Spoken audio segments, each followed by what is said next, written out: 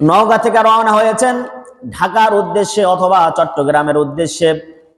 আপনি আছেন 1 নম্বর সিটে, আপনার পাশে আছে আরেকজন, তার সঙ্গে আপনার পূর্ব পরিচিত নয়, পূর্ব পরিচয় নেই। এই লং জার্নি 5-6 ঘন্টা জার্নি করে আপনি একসঙ্গে জার্নি করবেন। এই 5-6 ঘন্টার জন্য সে আপনার সঙ্গী এবং সাথী। 5-6 ঘন্টার ভিতরে সে যদি কোনো বিপদের মধ্যে পড়ে যায়, ওই বিপদে আপনাকে সহযোগিতা করা এটা আপনার জন্য অধিকার। এটা আপনার জন্য, আমার জন্য কি অধিকার, আপনার আমার জন্য এটা অধিকার। রাস্তায় চলতেছেন, একজন ব্যক্তি কষ্টের মধ্যে আছে, ওটা দেখছেন, এটাও আপনার জন্য অধিকার। এক কথায় কিছু সময়ের জন্য একসঙ্গে হইলেও, সাথে থাকলেও, যতক্ষণ পর্যন্ত সঙ্গে থাকবেন ততক্ষণ পর্যন্ত ওর জান এবং মালের নিরাপত্তা দেওয়া এটা আপনার জন্য আমার জন্য অধিকার। বাসা চলতেছেন, একজনের টয়লেট চেপেছে, ওয়াশরুমে যাওয়ার খুব প্রয়োজন, তার ব্যাগ আছে, সামান আছে, ভাই এই ব্যাগগুলি তুমি একটু দেখে রাখো, আমি একটু ওয়াশরুম থেকে ফিরে আসি। এই ব্যাগটা পাহারা দেওয়া এটাও আমার জন্য আপনার জন্য অধিকার। এটাও আমার জন্য আপনার জন্য কি অধিকার। আমার বন্ধুগণ, মানুষের অধিকার শুধুমাত্র যেগুলি আমি উদাহরণ দিলাম এগুলি উদাহরণ নয়, এগুলি শুধুমাত্র অধিকার নয়, ওই ব্যক্তির জান এবং মাল, তার সঙ্গী সাথী হিসাবে সবকিছু আপনার কাছে নিরাপদ, আমার কাছে নিরাপদ থাকতে হবে। সবকিছুর উপরে আপনার অধিকার থাকতে হবে, সবকিছুর উপরে আপনার তদারকি থাকতে হবে, আপনার সহযোগিতার সহমর্মিতার হাত থাকতে হবে। এটা হচ্ছে মুসলমান হিসাবে আমার অধিকার। রাসূল করিম সাল্লাল্লাহু আলাইহি ওয়াসাল্লাম বলেছেন, আল মুসলিমুনা কা রাজুলিন ওয়াহিদিন ইন ইস্তাকা আইনুহু ইস্তাকা কুল্লুহু ওয়া ইন ইস্তাকা রাসুহু ইস্তাকা কুল্লুহু, রাওয়াহু মুসলিম। আল্লাহর নবী বলেন, গোটা পৃথিবীর সমস্ত মুসলমানেরা হচ্ছে একটি দেহের মতো।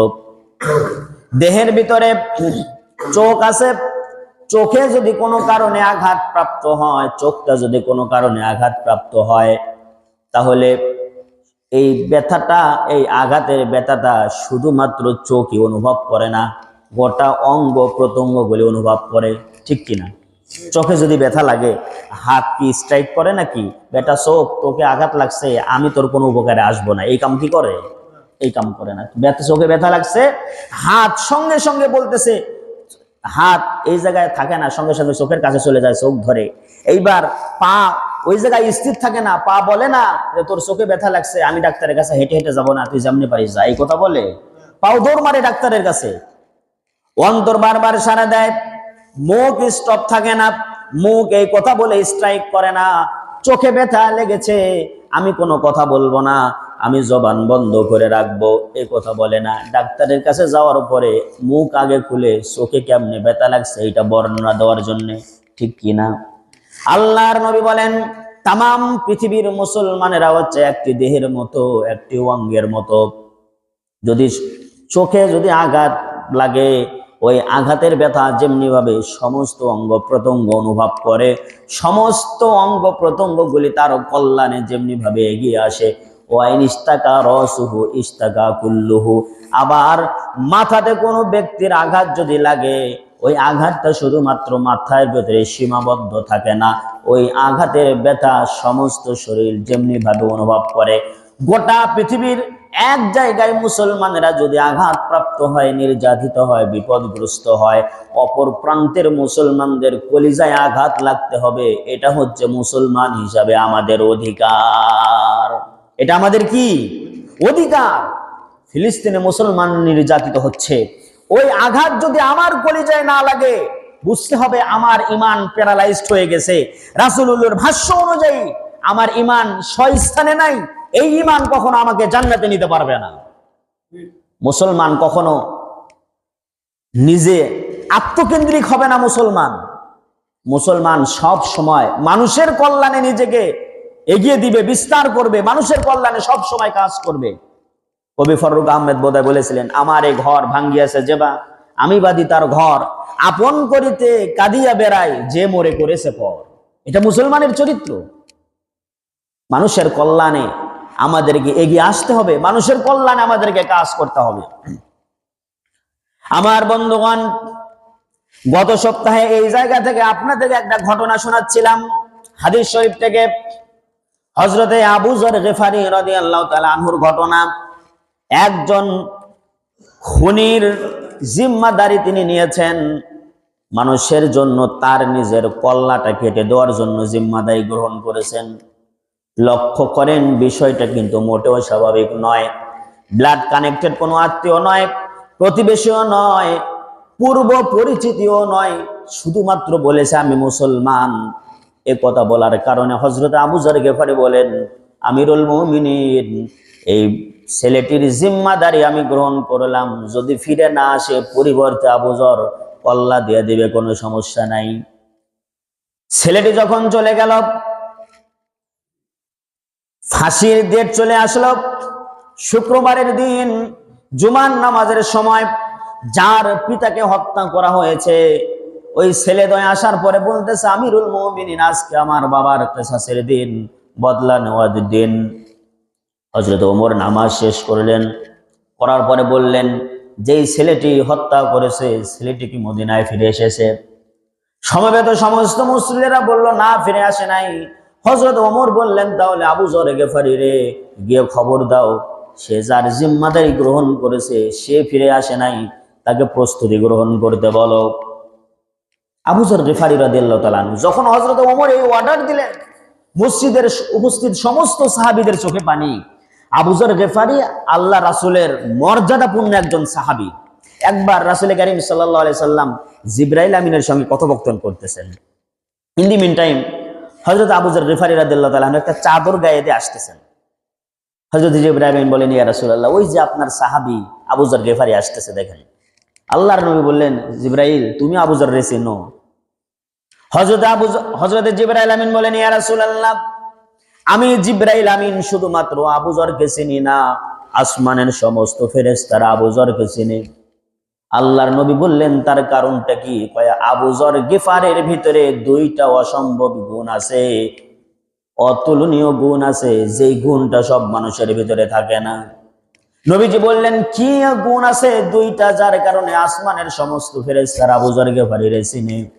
হযরত জিবরাইল আমিন বলেন, ইয়া রাসূলুল্লাহ, ইয়া হাবিবাল্লাহ, এক নাম্বার আবু যর গিফারির গুণ লিকাসরাতি তিলাওয়াতিল কুরআন, আবু যর গিফারি বেশি বেশি আল্লাহর কালাম তেলাওয়াত করে। তাও জোরে সুবহানাল্লাহ কইলেন না। দুই নাম্বার, আবু যর গিফারি বিনয় বিনম্রতা সহকারে, এতটা বিনয় বিনম্র, সব সময় বিনয় বিনম্রতার সহিত পদাচারণা করে, জমিনের উপরে চলাচল করে, আর সূরা ইখলাস বেশি বেশি সে তেলাওয়াত করে। সূরা ইখলাস বেশি বেশি তেলাওয়াত করে। সূরা ইখলাসের অনেক বড় ফজিলত। কোন ব্যক্তি, আমাদের প্রত্যেকের উচিত ঘুমানোর পূর্বে প্রত্যেককে সূরা ইখলাস তেলাওয়াত করা। সূরা ইখলাস হচ্ছে হক এবং বাতিলের ভিতরে, শিরিক এবং ঈমানের ভিতরে পরিপূর্ণ স্পষ্ট করে দেয়। সুবহানাল্লাহ। আমার আল্লাহর পরিচয় তুলে ধরা হয়েছে এই সূরার ভিতরে। গোটা সূরাটি হচ্ছে আমার আল্লাহর পরিচয়। আবু যর গিফারি এই সূরাটা বেশি বেশি তেলাওয়াত করতেন। হাদিস শরীফের ভিতরে এটাও এসেছে, কোন ব্যক্তি যদি 3 বার সূরা ইখলাস তেলাওয়াত করে, পাঠ করে, তাহলে 1 খতম কোরআন শরীফের তেলাওয়াত হয়। অর্থাৎ 1 খতম কোরআন শরীফ তেলাওয়াত করে যে সওয়াব হবে, আল্লাহ পাক ওই ব্যক্তির আমলনামায় সমপরিমাণ সওয়াব লিখে দেয়। সুবহানাল্লাহ। আরো অনেক ফজিলত আছে এই সূরা ইখলাসে। নবীজি বললেন, এই দুইটা গুণ আবু যরের মধ্যে আছে? কয়, হ্যাঁ। হযরত জিবরাইল আমিন বলেন, ইয়া রাসূলুল্লাহ, এই দুই গুণের কারণে আসমানের যত ফেরেশতা আছে, আসমানের অধিবাসীরা আবু যর গিফারিরে চিনে এবং আবু যর গিফারিরে তারা সম্মান করে। এই আবু যর গিফারি একজন বালকের পক্ষে তিনি জিম্মাদারি গ্রহণ করেছে নিজের কল্লা কেটে দেওয়ার জন্য।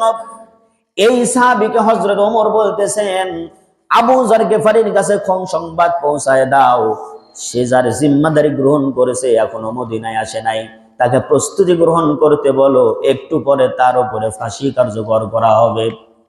আবু যর গিফারির কাছে লোকেরা গেল, যাওয়ার পরে বলতেছে, শাহী ফরমান এসেছে আপনার ব্যাপারে, আপনাকে প্রস্তুতি গ্রহণ করার জন্য বলা হয়েছে, আপনি দয়া করে প্রস্তুতি গ্রহণ করুন আর মসজিদে নববীর দিকে আপনি এগিয়ে আসুন। হযরত আবু যর গিফারী বললেন, একটু ওয়েট করো, বেলা তো এখনো ডুবে নাই, দেখি ওই ব্যক্তি ফিরে আসে কিনা।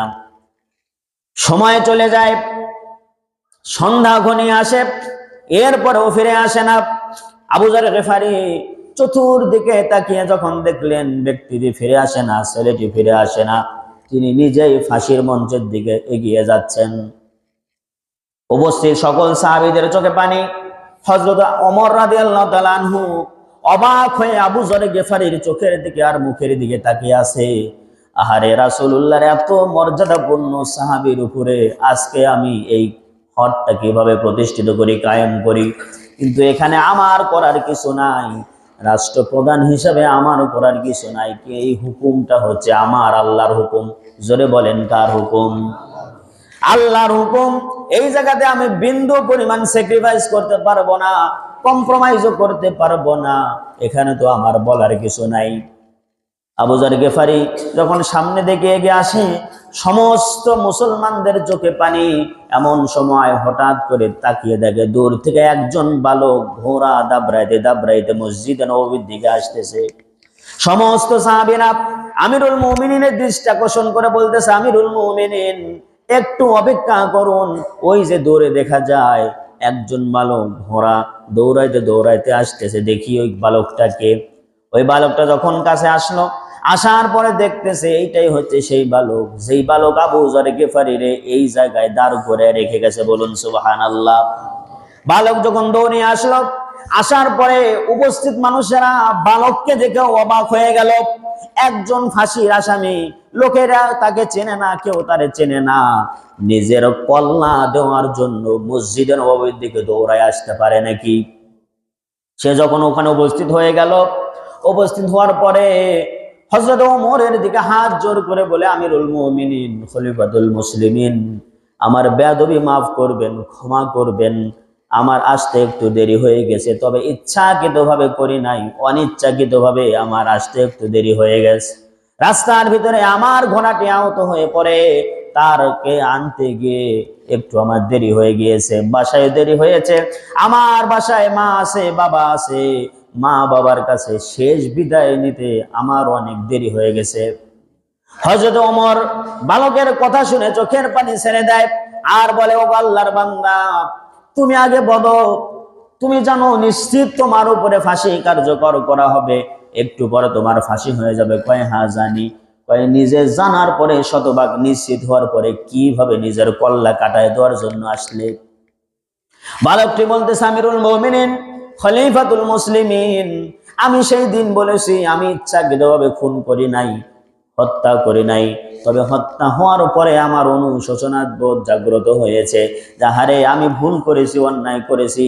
আমি চাই এই দুনিয়ায় সমস্ত মামলা ঢিসমিস হয়ে যাক, কিয়ামতের ময়দানে আল্লাহ যেন আমাকে নাজাত দিয়ে জান্নাতি বানায়া দেয়।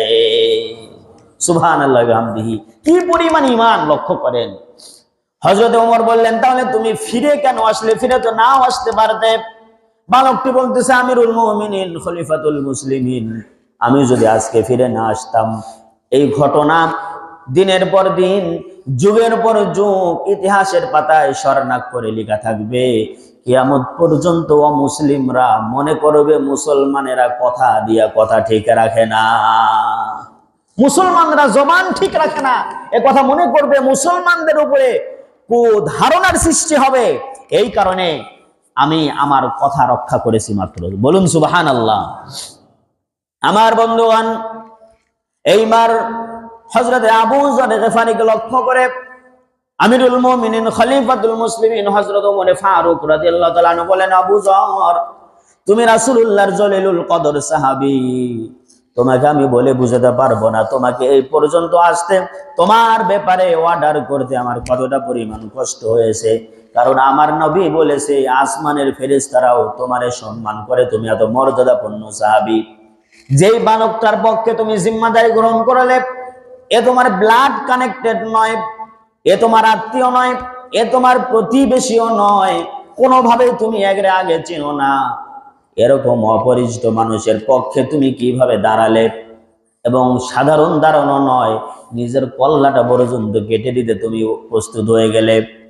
হযরত আবু যর গিফারি বলেন, আমিরুল মুমিনিন, খলিফাতুল মুসলিমিন, আজকে যদি আমি এই বালকটির পক্ষে না দাঁড়াইতাম, তাহলে পৃথিবীতে অমুসলিমরা মনে করবে, অমুসলিমরা বলা বলি করবে, একজন মুসলমান বিপদে পড়লে আরেকজন মুসলমান তার পক্ষে কেউ যায় না।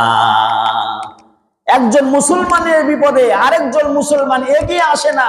মুসলমানরা সকলে আত্মকেন্দ্রিক, এ কথা বলবে, এই ব্লেমটা দিবে, এটা আমি বরদাস্ত করতে পারবো না।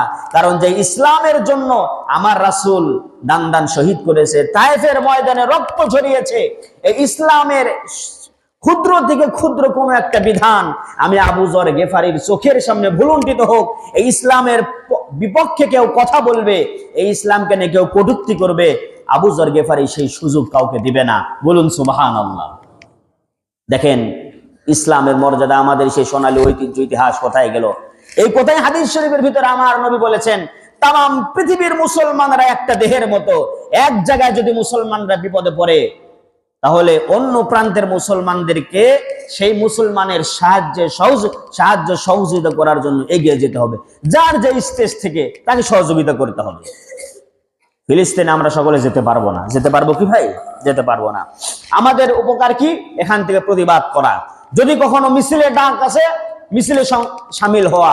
যদি মানববন্ধন করার ডাক আসে, মানববন্ধনকে নিজেকে সামিল করে দেওয়া। যদি এইটা কোনো ডাক না আসে, তাহলে নামাজ পড়ে দোয়া করা আল্লাহর দরবারে তাদের জন্য, এটা আমাদের জন্য দায়িত্ব এবং অধিকার। হুজুরে বলেন এটা কি অধিকার? আমি মুসলমান হিসেবে এটা আমার অধিকার। আল্লাহ পাক এই কথাই বলছেন, ওয়াস-সাহিবি বিল জাম, তোমাদের সঙ্গী আর সাথী যারা আছে তাদের সঙ্গে তোমরা